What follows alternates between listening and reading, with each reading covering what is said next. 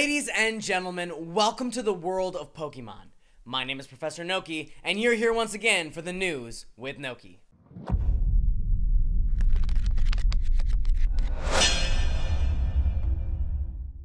Today, I would like to begin by giving a huge thank you to absolutely everybody who has been subscribing to my channel and watching my videos. In the past couple of weeks, I have seen a tremendous amount of support from all of you, and this really does help make all the hard work and effort I put into these videos all worthwhile. For the past 6 months or so, I have been working very hard producing, editing, and uploading each and every one of these videos. And although for the longest time it didn't really seem like that many people were interested in my content, I still pushed through, hoping that someday more people would view and enjoy the things that I had to make. And now, as I've just crossed over 40 subscribers, I am very excited for what the future will bring to this channel. And speaking of which, I actually wanted to begin today by going over all of the content that I have upcoming this week. Starting with tonight, where my family will actually be switching our fun stream to our Sunday Fun Day.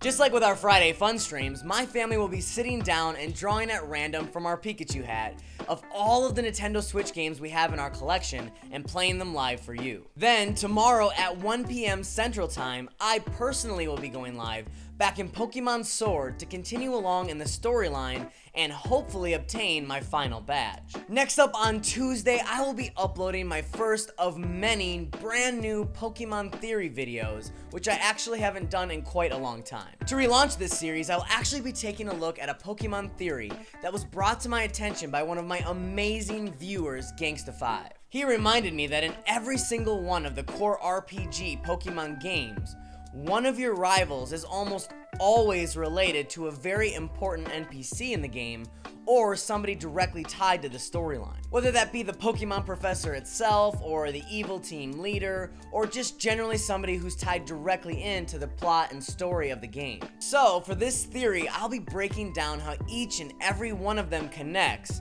a possible pattern that might emerge from these relations, and how we could possibly utilize this information to predict in the future how our rivals will be related to the NPCs of the games. Wednesday, you'll be able to join me live once again at 1 p.m. where I'll be going back into Pokemon Sword and continuing along towards that ultimate end of the story. On Thursday will once again be my midweek discussion.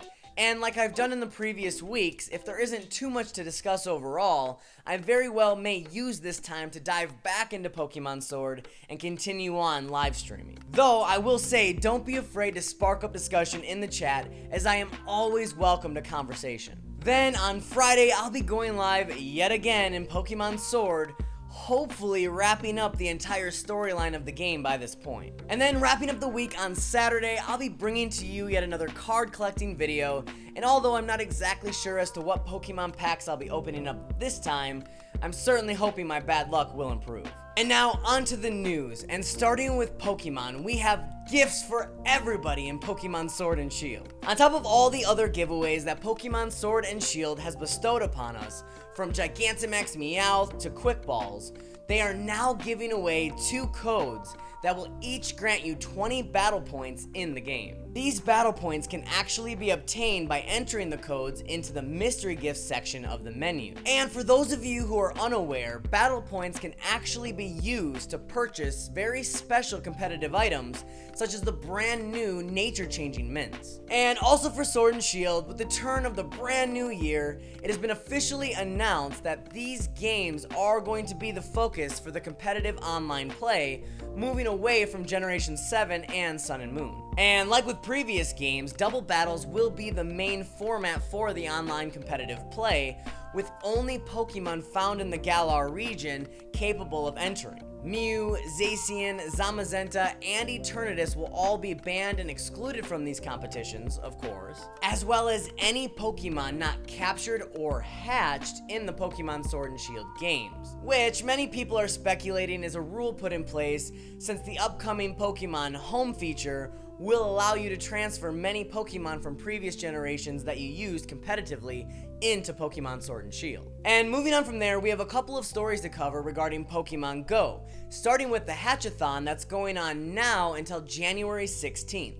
As I touched on in a previous News with Noki, all Pokemon Go players will be able to participate in this brand new Adventure Sync Hatchathon, which will actually promote players to walk around and hatch more eggs. For participating in this event, players will actually receive doubled Stardust and candy, as well as very special bonuses that will be handed out to any players who walk over 50 kilometers, which is actually equal to 31 miles. If you're actually able to accomplish this threshold, you will be rewarded with 50,000 Stardust, 15 rare candies, and a Unova Stone on top of it. Also, as part of this event, Pichu and Pikachu will be returning with their party hats on, as well as some brand new party animals, Wobbuffet, Raticate, and Wurmple. Not to mention, for any players interested, you'll actually be able to get a party hat wearing Raichu if you were to evolve your party hat wearing Pikachu. Next, there's been a very interesting story floating around how Canada's military actually had a bit of an issue with Pokemon Go. This came when Canada discovered that many of their military bases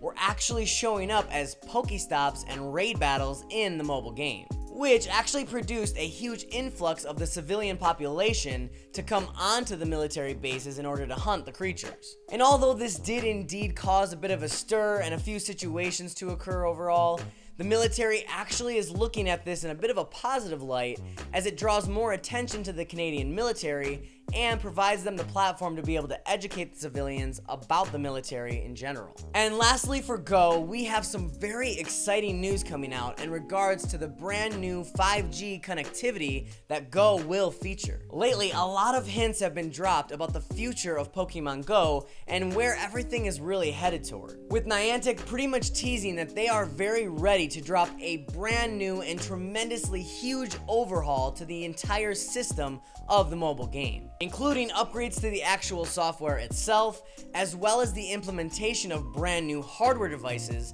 much like the glasses that I've actually been talking about for a number of weeks, which actually provides the very tantalizing prospect of an enhanced raid battle, much like what we were shown in the reveal trailer for Pokemon Go, where many people are standing around in one place battling the same Pokemon together, and everybody can see it simultaneously on their devices in real time. And lastly, for Pokemon, we have a couple of miscellaneous stories, starting with the brand new Instagram filter, What Pokemon Are You? Along with the Harry Potter version and the Simpsons version, these are brand new filters going absolutely viral on Instagram, which will actually pair you up with a Pokemon at random. And of course, it's already gained a lot of attention among influencers and celebrities, posting their live reactions to what Pokemon they ended up getting synced with. And if you're actually interested in my results, please make sure you follow the links down below to my Instagram account, where later today, I too will be using the filter. And finally, for Pokemon, we actually have a story that I'm following up with from last time regarding Adidas and their collaboration with the Pokemon Company. And upon the arrival of the brand new year, they have actually officially announced their collaboration, as well as shown off many of the different items and designs that they've worked on thus far. These include both shirts and shoes, and look really amazing with the original pixelated design of the old Pokemon games. And now on to Marvel, where it has actually been confirmed by Kevin Feige himself that we will be seeing some very brand new and unsuspected characters entering the MCU with Doctor Strange's Multiverse of Madness. Though of course in this interview he was very careful not to divulge much more than that, it really gives us a lot of excitement as to who we could actually see entering these movies in the very near future. Next up, we have the extremely exciting news that Spider-Man will actually be making an appearance in Venom 2. Or at least rumor would have it. It is currently being spread around the internet like wildfire that Tom Holland's Spider-Man will actually be making an appearance, whether that be a main role or just a cameo in the upcoming Venom 2. And it actually has been known for quite some time that he was supposed to make an appearance originally in the first Venom. However, Marvel really didn't like this idea overall. And many people actually don't know that he was originally supposed to make an appearance in the animated movie Into the Spider-Verse as well. Though, for whatever reason, Marvel wasn't too particular about allowing this to take place. And in my own speculation, I could imagine maybe it's because they hadn't had enough time to actually work with the character and develop them into their own universe, and maybe they were afraid that if it became too popular in Sony, then they wouldn't have any grounds to stand on to keep using the character. Either way, it definitely does seem like this very well could be a possibility, especially since Disney and Sony were able to work out a brand new deal moving forward as to who gets to use the character and how. And lastly for Marvel, we actually have yet another rumor that's been floating around. This one stating that Hulk and Namor very well could have actually been returned to Disney. For those of you who don't know, both Hulk and Namor are much like Spider-Man and actually have their distribution rights owned by Universal Studios. And although this rumor hasn't been officially confirmed yet, there are many people close to Marvel who are claiming that it is indeed true. And for Hulk, this could actually mean his very first solo MCU debut, which could actually be very interesting when you consider the state he was left in at the very end of Endgame, and maybe somehow this will tie into the upcoming Disney Plus series, She-Hulk. And as for Namor, it's probably unlikely that they'll actually give him his own solo movie, considering the popularity of the DC's Aquaman. However, there's been a lot of speculation for the last year or so that he very well could be the main villain of Black Panther 2, and then eventually be grown into a character that can join the Avengers, much like in the comic books. Moving right along today, we have some very controversial news coming out regarding Star Wars. Many Star Wars fans from all sides of the Force are actually coming together to demand that Disney release the full uncut edition of J.J. Abrams' The Rise of Skywalker. This actually came after it was rumored that the original cut that J.J. Abrams himself directed was somewhere between 3.5 hours and 4 hours long. And as it's being speculated, probably contained many scenes that tied out plot holes from not only previous movies, but also plot holes that were created in The Rise of Skywalker itself. And on top of that, it's actually being rumored that J.J. Abrams had no idea as to what was going to be cut or not, and got to see the movie for the very first time in completion at its premiere. With some even going as far as to say that J.J. Abrams is extremely disgruntled and upset with the way that Disney and Lucasfilm ended up handling the movie. And although I am one of those crazy people that would definitely sit through a 4-hour uncut version of The Rise of Skywalker, I do think it's pretty unlikely that this is going to end up playing out this way, as we've seen many other major blockbuster movies go through the same criticism and then nothing ever ends up happening.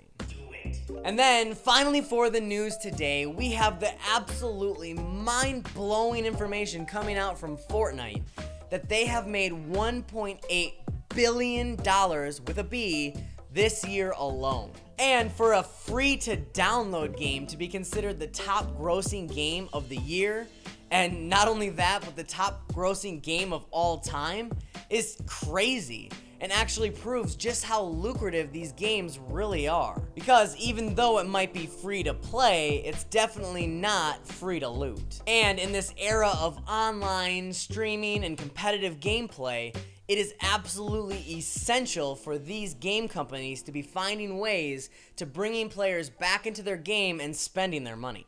As a bit of a side note, along with this story, it's being reported that the gaming industry as a whole actually brought in $120 billion this year alone. $64.4 billion of which was actually from the mobile market, $29.6 billion for the PC market, and $15.4 billion for all consoles combined. And honestly, when you take a look at these numbers alone, it is actually very easy to see why a lot of game makers anymore aren't putting as much time and effort and work into these console games, as it seems like more people are willing to spend money on mobile games because they have this idea that they actually don't buy the game and instead just pay a little bit here and there, which actually ends up to more than you would have spent on a console game to begin with. And with that concludes today's News with Noki. I surely hope that you enjoyed this video and all of the stories that I've brought to you. Please let me know in the comments down below what your favorite story of the day was, and all your thoughts and opinions about everything else I talked about. Also, don't forget to like and share this video in order to help support my growing channel. and subscribe to my channel in order to stay up to date on all of my daily content. Thank you so much for watching, and until next time, this has been Professor Noki signing out once again for Noki Talks.